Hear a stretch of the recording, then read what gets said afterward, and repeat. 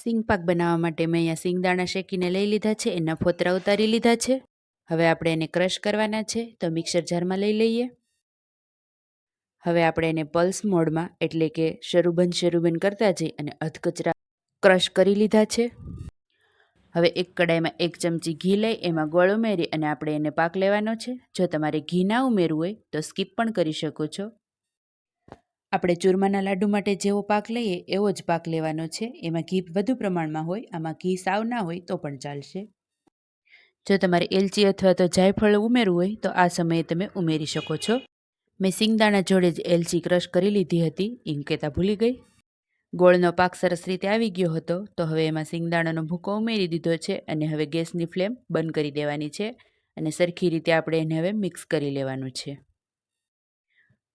એક થાળી લઈ એમાં મેં તેલ ગ્રીસ કરી લીધું છે અને એમાં હવે ટ્રાન્સફર કરી લઈએ આપણે.